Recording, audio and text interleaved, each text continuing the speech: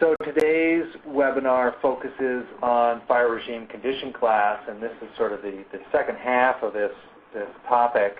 And we're lucky to have Steve Barrett with us today.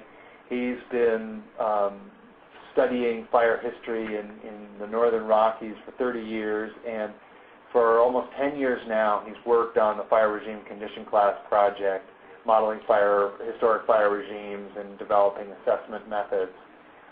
He's currently part of the technology transfer team, and he teaches spatial and non-spatial FRCC applications using the land fire vegetation data. So Steve gave a great presentation last time, and I'm looking forward to another good one. And so with that, we'll take one more moment and ask if anybody else has any questions or problems with the sort of webinar technology here. Okay, and I'm going to go ahead and mute the line so that we have a nice clear channel and can all hear Steve well. But Steve, the floor is yours, and hopefully we can all hear you. Okay, thank you, Xander, and welcome everyone. I hope it's a beautiful day like it is here in the Flathead Valley of Montana. As Xander said, we have developed several methods for assessing fire regime condition class, and in the last webinar we talked about some of those methods, both the non-spatial field-based method, and we also kind of touched on the spatial method. We want to focus on introducing you to the GIS spatial method today, and that's what this PowerPoint will be about, the fire regime condition class mapping tool. Okay, so we want to give you a kind of a quick overview of the mapping tool in order to perhaps stimulate your interest to learn about some of the available opportunities and training and tools that we have available. And we want to tell you about the necessary data input layers, of course, that Xander mentioned that the land fire makes available a number of layers that are very useful for assessing fire regime condition class. We'll tell you about the output layers. We've got a large menu of 13 output layers and some of their potential uses. We also provide a summary report spreadsheet with the mapping tool. In other words, whenever you conduct a run, you'll get the associated summary report spreadsheet that is useful for basic documentation and analysis purposes. And of course, with any GIS tool, there are some common pitfalls and limitations, so we definitely want to make you aware of those. Okay, so the mapping tool that we developed is an ArcMap extension that essentially compares vegetation and fire regime traits that are currently out there on the landscape to the historical or reference condition traits for vegetation and fire regimes. With those departure metrics, we also want to spatially display where those different results are occurring on the landscape. And of course, that's the main value of GIS. Another main value, of course, is it helps you identify restoration opportunities. And of course, we want to be able to summarize data for planning and monitoring and gaming purposes. In other words, if you want to do some futuring, some what-if scenarios, the GIS tool will be very useful for that as well. Okay, so in terms of inputs, we need some geospatial data. We need a biophysical settings layer, which is basically your major veg types. So for example, down in the southwest, you'd have a ponderosa pine BPS layer. You might have a mixed conifer BPS layer. You'd have some non-forested types generally in your assessment area. So that's available from land fire, the BPS layer. You also want a current succession classes layer, and if you were at the last seminar or webinar that I gave, the succession classes are essentially just breaking up each vegetation type into the dominant successional stages, early, mid, late, open versus closed canopy, that sort of thing. You can also obtain that current succession classes layer from the land fire website as well as the BPS layer. The other geospatial input that's important is the current fire frequency and severity layer. That is not currently available in any broad scale across the country, so we have put that responsibility on you, the user. In other words, we've given you a small utility within the mapping tool that allows you to make your own current fire frequency and severity estimates for your assessment area. And then we need what we call a landscape layer. That's essentially just a hydrologic units layer that serves as a reporting or summary units layer, and we'll tell you more about that in a minute. Now, in addition to the geospatial inputs, the tool needs some tabular data, what we call the reference condition table, and that simply lists the expected vegetation S-class percents and fire regime traits such as frequency and severity for each vegetation type. And it also lists the appropriate landscape level to assess a given vegetation type. And we'll talk more about that scale issue in a minute. But essentially, this tabular data just informs the mapping tool about what was out there historically. Okay, so let's tell you about these input layers in detail. Again, BPS layer, S-class layer, and the frequency and severity layer. Now, as for the biophysical settings layer, as I said, it's just showing you the distribution of the historical vegetation within your given assessment area. So, for example, you can go onto the landfire map and use their interactive map to actually carve out your assessment area of interest, whether it's a national forest, whether it's a set of drainages, what have you. You can carve that out and download it right into ArcMap using the Landfire Data Access tool, which we highly recommend. You can obtain that on the Landfire website as well. But essentially, again, it's just showing you the historic distribution of the vegetation types, which we define as natural veg with the associated disturbance regime. Okay, and then your succession class or S-class layer, again, is showing you the current status of each vegetation type broken down according to S-classes A, B, C, D, and E, and S-class U for uncharacteristic conditions. So let me talk about that for a minute. We've defined these S-classes A through E as the natural subsets of vegetation within a veg type. And so you might have open versus closed canopy states, and you have cirral states, early cirral, mid-cirral, and late cirral. What that brings you then is an S-class A, which is early cirral post-disturbance state, so typically a herbaceous or shrub state if you're in a forested type. Your mid-cirral might be your pole-sized trees, either open or closed, so that would be S-class B or C. And then your late cirral classes, again, arrayed according to open versus closed, would be succession classes D and E. And you also heard me mention that S-class U.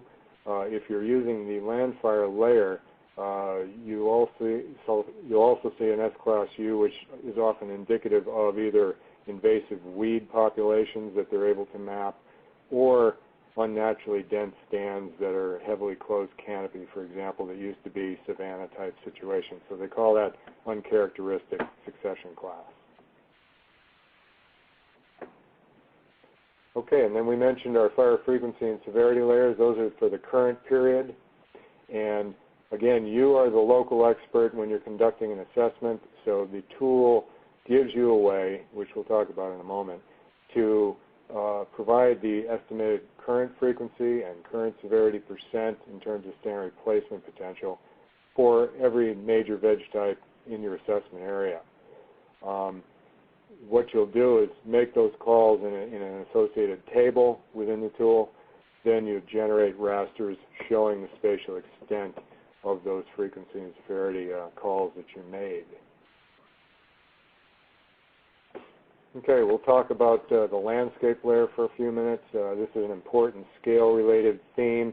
Essentially what we're saying here is if you use a hydrologic units map, if you've got veg types in regimes 1 and 2, the high-frequency fire regime types, you can probably use sub-watershed scale units to summarize the vegetation S-class percents for each model. In other words, there's an expected array of S-class percents historically. You're going to look for the current distribution of S-class percents, and you can do that within sub-watersheds. On the other hand, if you're in fire regime group 3, which is a mixed severity type where you had larger fires, larger patch sizes, you need to increase the scale perhaps to a watershed view of the world to summarize your vegetation succession class percents. And if you're up in regimes 4 and 5, the long interval stand replacement regimes, where you had typically very large stand replacement fires, you need to up the assessment scale in your area to the sub-basin scale. And so you can see here that the hydrologic units maps is a tri-nested layer, and it provides a very convenient way to provide the different appropriate scales for your assessment area. Other people in the East have talked about perhaps they might be able to use the ecotype maps. Perhaps you've seen those maps. Again, they provide a nested hierarchy of units to use as summary units. So on that scale issue again, here's a question. Why would a 10,000 acre analysis area be inappropriate for assessing S-class distribution in interior Alaska? And since we're not in a live session face-to-face here, I'll answer it for you. Basically, up there, if you're familiar with Alaska, you know that large stand replacement fires are very typical in many of the veg types up there.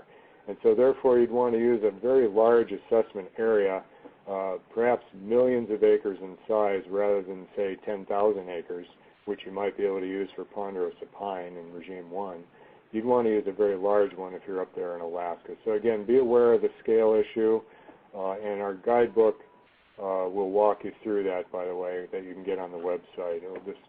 The FRCC guidebook and the user guide talk about the scale issue in detail. Okay, and let's talk about the reference condition table. Again, this comes with the FRCC mapping tool installation file. Nothing you really need to worry about because it's all operating in the background. But basically, this table is used by the tool to identify the historic or reference S-class composition for each major veg type. So, for example, ponderosa pine, historically you might expect only 10%, say, in S-class A. Your pole size classes, you might only expect 10 or 15%. Your open park-like old growth stands, on the other hand, were dominant. That might be, say, 40 or 60% of the type. And your closed S-class E might only be 10%. So this table just lists the S-class composition for each veg type across the country if you're using landfire data. If not, you'll actually build this table yourself, and again, the user guide walks you through how to do that if you're going to create your own reference condition table. And as well as the vegetation traits, the table also gives the expected historical fire frequency and severity values, again informing the tool so that it can compare with your current layers.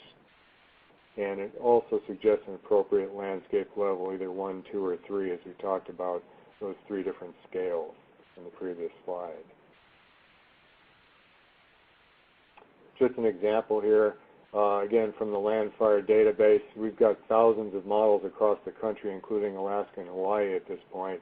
And here's some from the Pacific Northwest. You can see some of the types there, along with the S classes A, B, C, D, and E.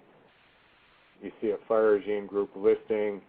You see a suggested landscape level, and the fire frequency and severity values on the right side. So again, all happening in the background, not something the user has to mess with unless you're going to create your own database locally. Okay, we've purposely designed this FRCC mapping tool with pretty basic user interfaces, pretty intuitive, pretty easy to follow. Show you an example of that here.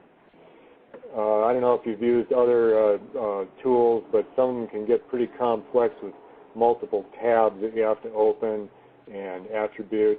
Here we've got just kind of 1 or 2 basic tabs, if you will, or pages. And as you're probably familiar with, you know, this basic steps of saving your files to a location on your computer, selecting a RefCon table, either the Landfire one or one that you develop locally, selecting your BPS raster within your table of contents in the ArcMap. And this is the fire frequency and severity editor user interface. Once you've selected or attributed those first 3 rows, you hit the Edit Data button, and a table comes up and allows you to enter your estimates for current fire frequency and severity. Once you've done those, you punch the Generate Rasters button, and within about a minute or 2, you've got your new rasters for comparing to the historic condition. So here is an example of that table that comes up, by the way. You can see your models listed on the left by model number for land fire models. It gives you a name. It'll list the percent of the area, so you'll get a feel for whether your calls are going to be affecting a major amount of acreage or not. You see the reference frequency and reference severity values that were generated by the land fire modelers in those reference condition models. And so the two columns that are outlined in red here are your calls. You're going to make those calls. If it was a reference frequency of 70, perhaps in the fire exclusion period, you might make a call of 100 plus years. Reference severity refers to percent of expected replacement burning. And you see this model, the severity value is about 82%, and it was in fire regime 4, which is a standard replacement type. Perhaps the severity currently has not changed much during the fire exclusion period, but that's up to you, again, the local expert, to make that call. Okay. So back to your mapping tool. Once you've got your current fire frequency and severity estimates and your grids, you go back to your mapping tool and do some basic attributing, again, selecting RefCon tables. You're going to select your output layers, and as you can see on this middle box, you've got vegetation output layers, you've got fire regime output layers, you've got a combination of vegetation regime departure layers, and so all told, you've got 13 available output layers that you can choose from, which we'll talk about in detail in a few moments. So again, just pretty easy user interfaces, pretty basic attributing. It takes you maybe a minute or two to fill out these user interfaces before you conduct a run. Okay, let's talk about some of these major mapping tool outputs. Again, you've got a choice of 13 rasters ranging from stand to landscape scale outputs. In other words, you can examine small units on the ground if you're a manager concerned with fuel treatments and seeing what the FRCC rating is for a given stand, or you can look at entire drainages at the landscape scale, and we'll show you an example of that in a minute. And we mentioned, again, the summary report in spreadsheet format, Excel format. Very useful for both basic documentation for planning purposes as well as for reporting. I don't know if any of you have dealt with the NIFPORS database or the FACS database that reporting requirements for the Forest Service or BLM, but this again will give you the data by condition class for each veg type. Very useful for reporting. Okay, just a brief description of your output layers. We've colored them up here. The yellow ones are your smallest scale or your stand scale output layers. Your green ones in the center are your BPS or veg type, or what we call landscape stratum scale outputs. And then on the bottom, your gray rows indicate your landscape scale outputs. So starting with the yellow ones, you see you've got S-class relative amount. Basically, that's just an assessment of each succession class relative to an expected historic percent for each veg type. The thematic detail is 5 units. We've created a bunch of relative amount classes ranging from scarce to similar to historic to overabundant, and those definitions are useful, I think, for stand scale sorts of treatments, indicating to a manager that, gee, if we've got an overabundant output in this location, we may want to reduce that amount with stand treatments, whether prescribed fire or mechanical thinning and so forth. We also give you a stand departure rating on a scale of 0 to 100, and ultimately a stand fire regime condition class rating according to one of the 3 FRCC classes, low departure, moderate departure, or high departure, FRCC 1, 2, or 3. Now, many people are going to certainly be interested in the stratum scale outputs, which are in the green here, and you see a bunch of those. But again, if you're interested in the condition of your ponderosa pine type, for example, you're going to want to look at the stratum scale output. So again, if you want to see a fine scale reporting, you'll look at stratum vegetation departure, which is on a scale of 0 to 100. And that's very useful for showing improvement over time if you're doing a lot of treatments on the landscape, or showing degradation over time, if you will, if an unusually large severe wildfire occurs and kills a bunch of your ponderosa pine. You can do a rerun of the area and see if the vegetation departure has actually increased relative to historic. Moving up the scale, you see a stratum vegetation condition class layer. Again, just a grouped, when we have grouped the departures according to the 3 condition classes, 1, 2, and 3. Pretty coarse, but fairly useful for a quick visual estimate, which is very handy for public relations and for planning purposes and so forth. We also break it down to, if you're interested in the fire regimes end of the equation, you can look at stratum fire frequency departure, stratum fire severity departure, and stratum, what we call regime departure, which is a combination of the 2, fire frequency and severity, and stratum regime condition class, again, just grouping according to one of the 3 condition classes. An overall departure for the veg type would be down there toward the second last green row, the stratum departure. And finally, stratum fire regime condition class. So again, all kinds of opportunities here for you to analyze your current conditions relative to historic for each veg type in your assessment area. Now, if you're interested in a really coarse scale look at the world, you'll look at these 2 gray rows. We've created what we call the landscape departure layer, which actually gives a rating for each of those sub-watershed or watershed or basin units that we showed you on the landscape scale input layer.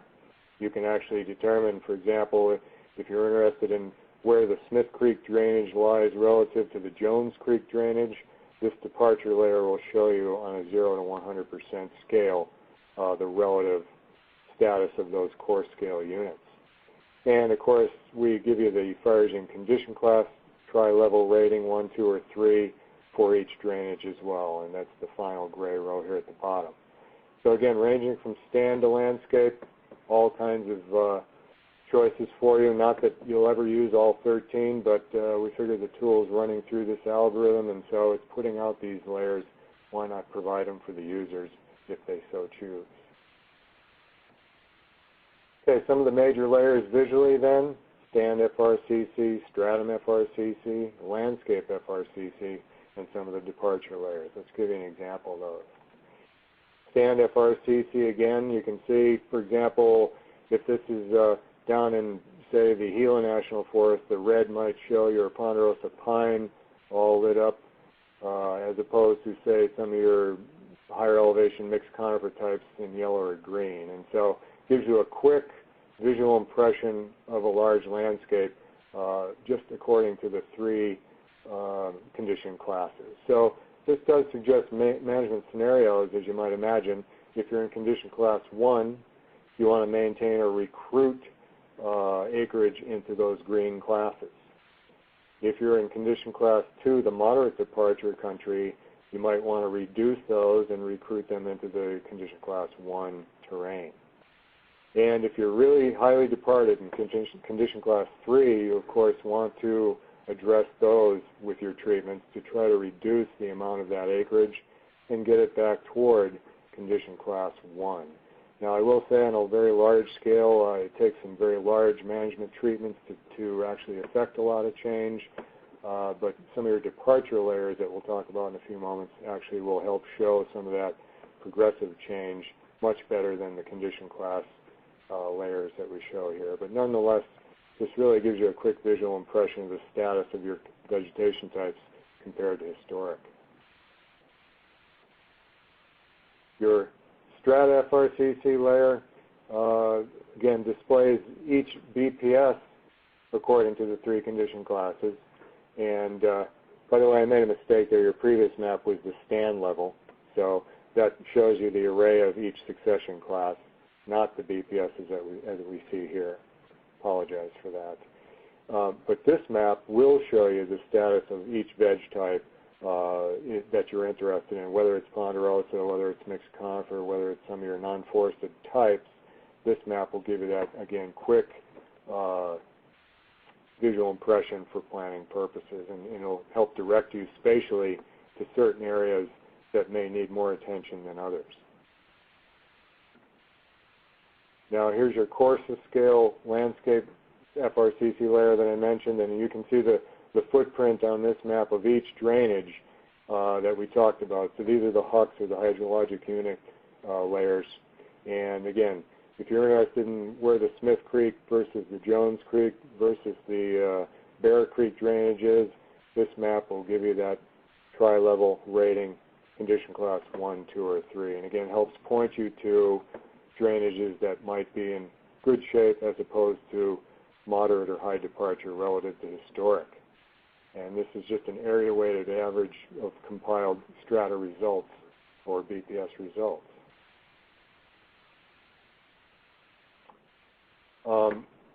The departure layers, as I mentioned, if you're an ecologist and you're interested in a more refined interpretation, obviously a scale of 0 to 100% departure will give you a lot more refined information than 3 broad condition classes. And so these departure layers are very useful, as I say, after pre and post treatment or pre and post wildfire. You can often do a run after a wildfire or a treatment and see change on the landscape, hopefully to the positive and not to the negative. But again, if you've had a very large wildfire in Ponderosa Pine that was a crown fire in the main, you may well see degradation or higher departure than your pre-estimate. So again, the departure, very informative and useful again for prioritizing areas for treatment.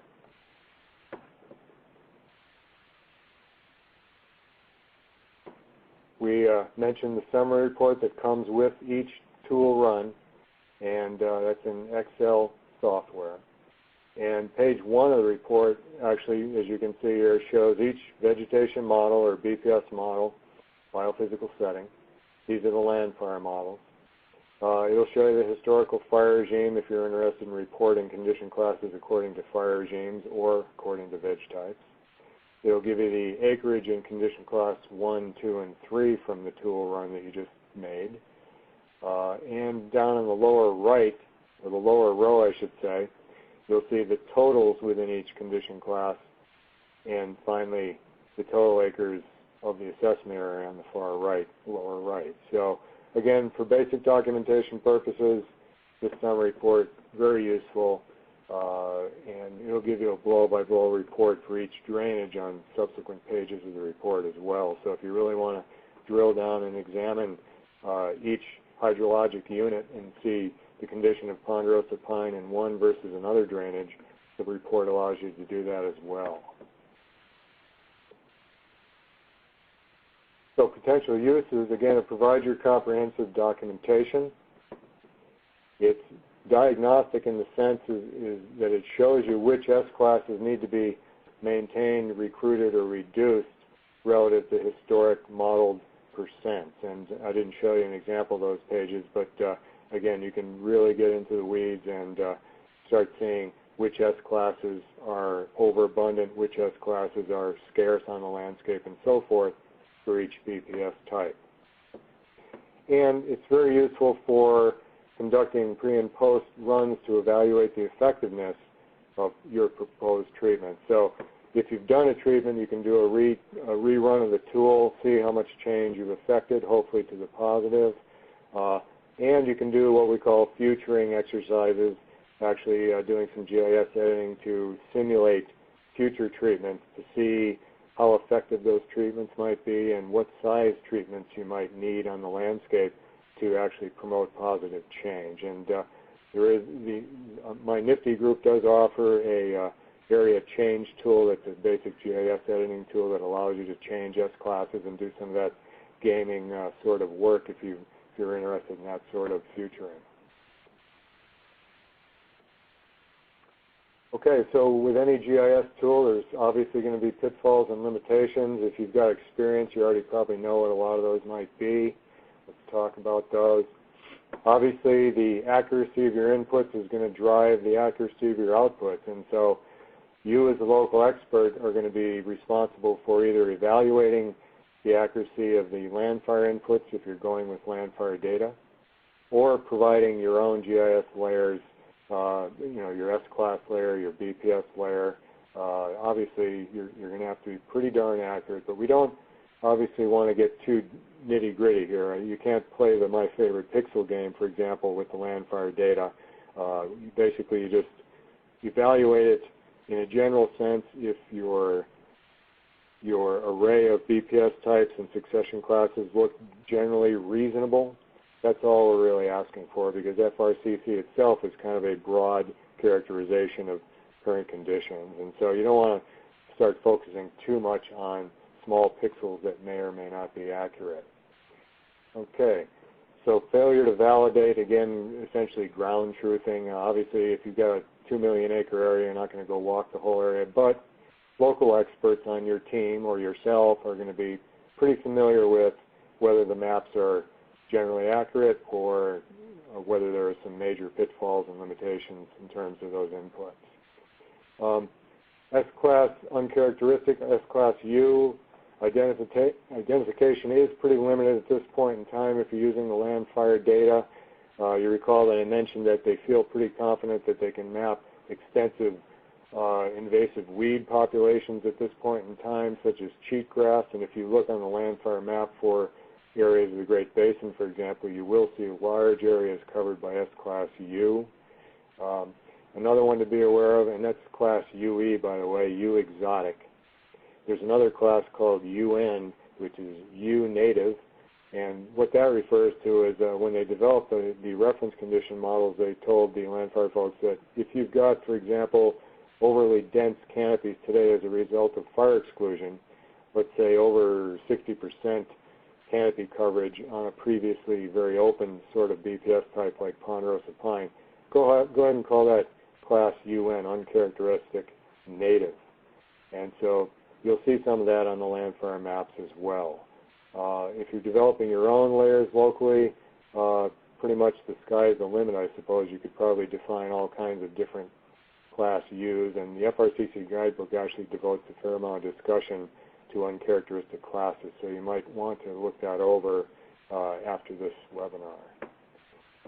Okay, and the final limitation or pitfall is the scale issue thing we talked about. Recall that Alaska example that I posed, and if, again, you're largely in fire regime group 1, you can get by with a fairly small assessment area. And what do I mean by small? Well, perhaps you might have a group of sub-watersheds that you're working with. You could probably use an assessment area as small as, say, 10 or 20,000 acres if you wanted to. If, on the other hand, your dominant regime type was regime 4 or 5, the long interval large standard replacement type, you can sure see where you could screw up the assessment if you were too small of an area. So you want to be aware of these scale issues. And again, the FRCC guidebook will devote a fair amount of language to that interpretation for you. Okay, so basically with the FRCC mapping tool, you're trying to answer the following questions. How well does your landscape match the reference or historic conditions? You saw that map of the red, yellow, green array of pixels, and again, it gives you a quick visual impression of how well your landscapes are matching historic conditions. If they matched 100%, the whole map would be green. If it's fully departed, it'll all be red, and typically it's somewhere in between, red, yellow, green. Okay, it also helps you, again, for diagnostic purposes, which S classes for each BPS type should be maintained, reduced, or recruited. And again, those are your S-class scale layers that we talked about. Very handy for treatment planning and for post-treatment effectiveness assessment. And obviously one of the strengths of GIS is where are those S-classes on the landscape. So if you went to the last webinar that I gave on FRCC, in the non-spatial assessment procedure, you don't really have a feel for where those S-classes are located unless you're a really experienced local expert.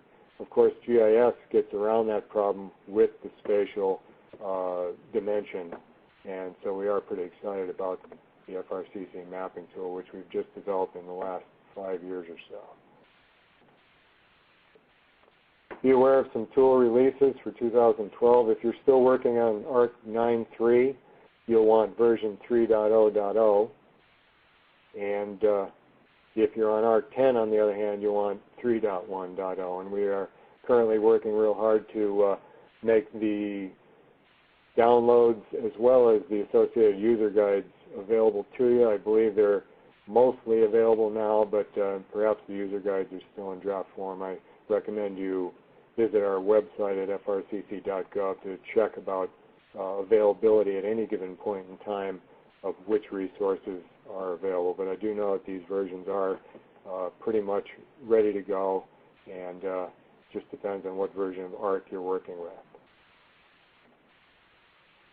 Okay, so that's it, Xander and company, and I don't know if we've got any questions. I'll turn it over to Xander. Yeah, that was a great presentation, Steve. Nice to kind of see how it fits together with your previous presentation. And maybe I'll start off with a question, and then we'll open it up for everybody else. So you might be thinking of your question. You can type it in the chat window, and in about 2 minutes I'm going to unmute the line. So if you got your radio playing in the background, now's a good time to turn it off.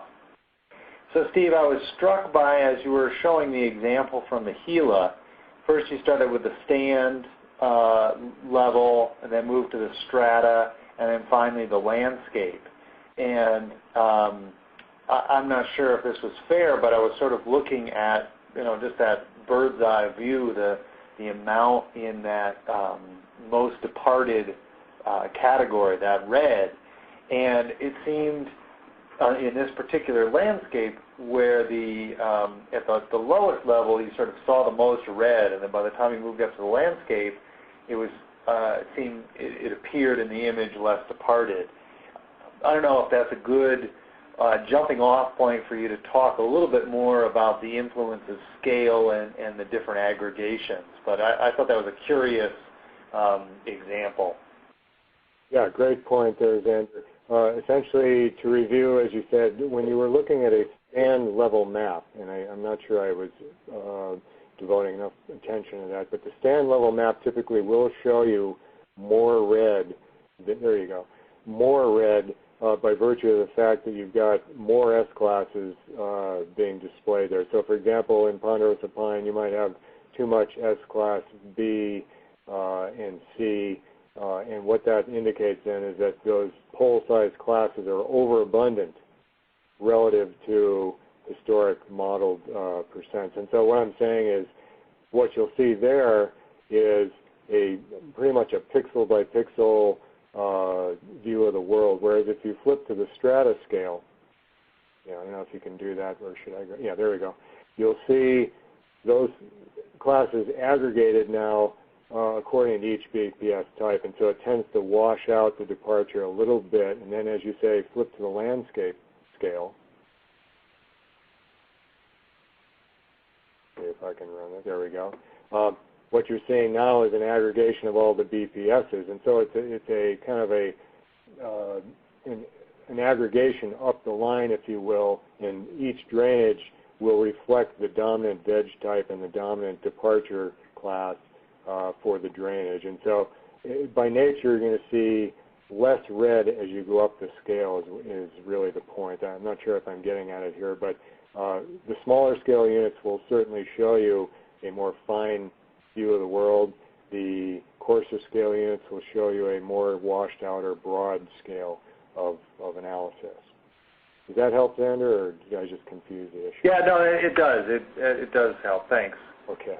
And it looks like Valerie Williams has typed a question in the chat box, and it says, can we use the tool to map reference conditions before having an assessment of current conditions to define the departure? Yeah, good question there. And a lot of people do ask about, well, what about if we don't want to use the landfarm models, can we develop our own? So the short answer here, Valerie, is we can't use the FRCC mapping tool for that purpose, but certainly there are other GIS tools out there that would allow you to develop your own local BPS models, and that's quite an involved procedure. I don't know if you have the time or if your team has the expertise, but you've got to first start off with either your own plot data or your local literature that happens to describe your landscape. You then have to run it through a state and transition model called the Vegetation Dynamics and Development Tool. Then you have to develop your associated GIS rasters showing the spatial location. And so really it would be a very involved, detailed procedure before you actually got to run it through the mapping tool itself later on.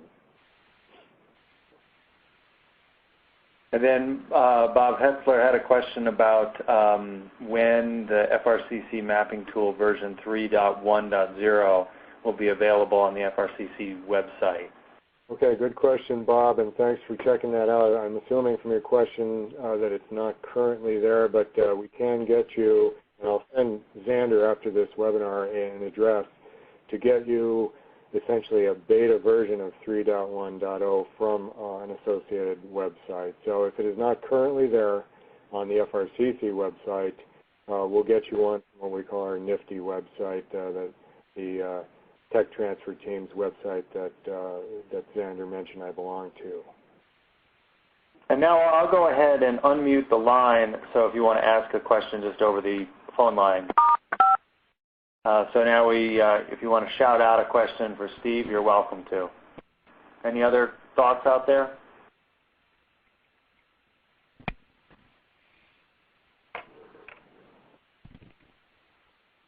Well, maybe with that, we'll, if no one else has any other questions, we'll wrap it up. So thanks again, Steve. You both on this presentation and on the previous presentation, you did a great job. And when I'll send out a little follow-up email with a link to the recording for this one as well as the previous one. So if there's a detail you missed or you need to just review, you can review both together. So thanks very much. I'm going to shut down the webinar and close off the phone line, but we'll stay in touch and hopefully we'll see you virtually on a future webinar for the Southwest Fire Consortium in the fall. Thanks, guys. Much.